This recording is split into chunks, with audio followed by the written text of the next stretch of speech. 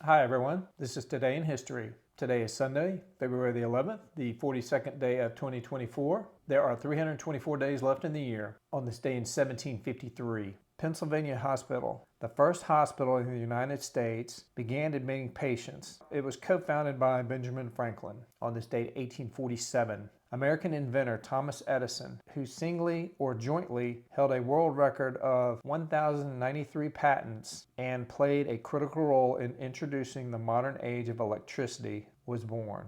On this day in 1858, in Lourdes, France, 14-year-old Bernadette Saberius, a miller's daughter, first had visions of the Virgin Mary that were articulated by Pope Pius IX in 1862, initiating the cult of Our Lady of Lourdes. On this day in 1929, Benito Mussolini of Italy and Pietro Gasparri of the Vatican signed the Lateran Treaty, recognizing papal sovereignty over Vatican City, an enclave in Rome. Also on this day in 1929, a committee met in Paris to devise the Young Plan, a revision of the Dawes Plan of 1924 that renegotiated Germany's reparations for World War I. On this day in 1945, the Yalta Conference between Allied leaders of World War II came to a close. On this day in 1964, Sarah Palin, who is John McCain's running mate in the 2008 U.S. presidential election, was the first woman to appear on a Republican presidential ticket, was born.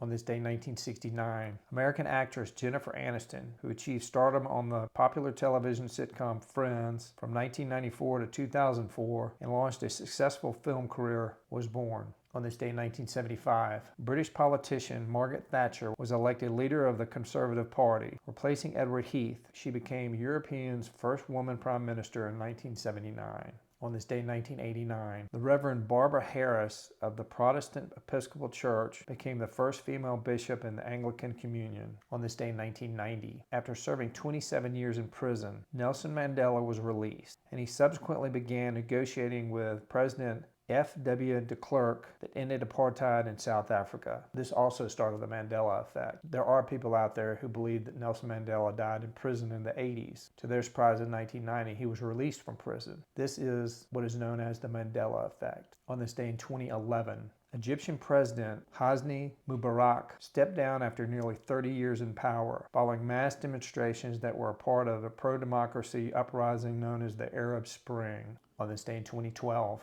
American rhythm and blues singer Whitney Houston, who emerged as a pop superstar in the 1980s, especially known for her soaring voice, died at age 48. On this day in 2020, a few months after the first known case was detected in Wuhan, China, and approximately 3 weeks after the first U.S. case was reported, the World Health Organization officially named the illness that would go on to cause a pandemic, Coronavirus Disease 2009, shortened to the acronym COVID-19. Boy, were we ever duped on this one. All right, everyone, that's it for today. Today is Sunday, February the 11th, the 42nd day of 2024. There are 324 days left in the year.